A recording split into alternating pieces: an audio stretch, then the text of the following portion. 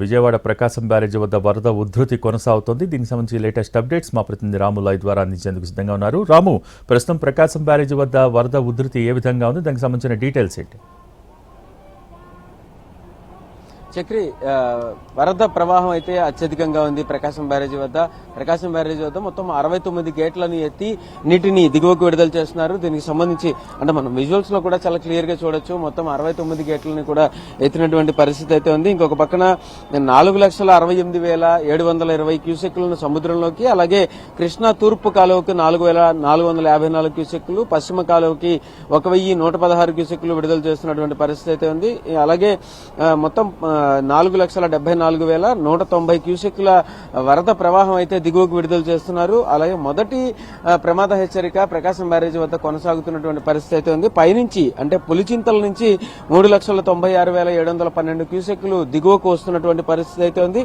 అక్కడ ఇంకొక పక్కన చూసుకుంటే గనక బుడమేరు వద్ద ఏదైతే ప్రవాహం ఉందని చెప్తున్నారో అదంతా లేదు. బుడమేరు వద్ద మొత్తం గేట్లన్నింటినీ కూడా దింపేసి పూర్తిగా అంతా ప్రశాంతంగా తయారైనటువంటి పరిస్థితి అయితే ఉంది.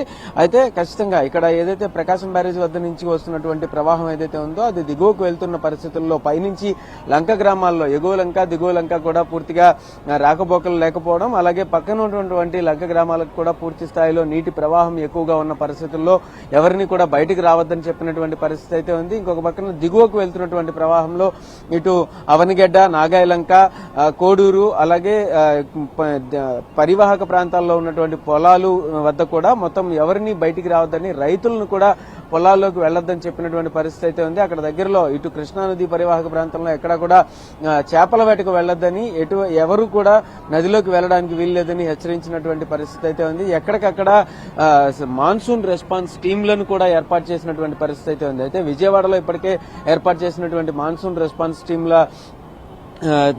టీంల ద్వారా కూడా ఇప్పటికే అన్ని రకాల జాగ్రత్త చర్యలు తీసుకుంటున్నారు. ఇంకొక పక్కన మొత్తం పరివాహక ప్రాంతం అంతా కూడా రెవెన్యూ, పోలీస్, రక్షణ, భద్రత, అలాగే ఎస్డీఆర్ఎఫ్, ఎన్డీఆర్ఎఫ్ యంత్రాంగాల ద్వారా ఏర్పాటు చేసినటువంటి టీంలు ఏవైతే ఉన్నాయో వాళ్ళందరూ కూడా ఎప్పటికప్పుడు పరిస్థితిని సమీక్షిస్తున్నటువంటి పరిస్థితి అయితే ఉంది. ఇంకొక పక్కన ఎక్కడా కూడా లోపలికి ఎవరు వెళ్లకుండా చూసుకుంటున్నారు.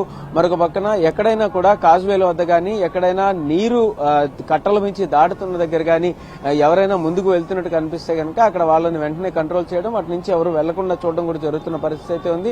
అయినప్పటికీ కూడా కొంతమంది బైకుల మీద వెళ్తున్నారని అయితే తెలుస్తుంది. వాళ్ళని కూడా ఆపి వెనక్కి తీసుకొచ్చేస్తున్నారు. కొన్ని చోట్ల ఇప్పటికే నిన్న వచ్చినటువంటి అంటే ఏవైతే కొన్ని చోట్ల తూటికాడ, అలాగే గుర్రపు డెక్క కూడా అత్యధికంగా ఉన్న పరిస్థితుల్లో కొన్ని చోట్ల పాత వంతెనల మీద నుంచి నీటి ప్రవాహం సాగుతున్న పరిస్థితుల్లో ఆ తూటికాడ, గుర్రపు డెక్కను తొలగించడం కోసం చిన్న చిన్న పడవలను, అలాగే కొన్ని క్రేన్లను కూడా తీసుకొచ్చి అక్కడ ఆ కార్యక్రమాన్ని అయితే పూర్తి చేస్తున్నటువంటి పరిస్థితి అయితే ఉంది.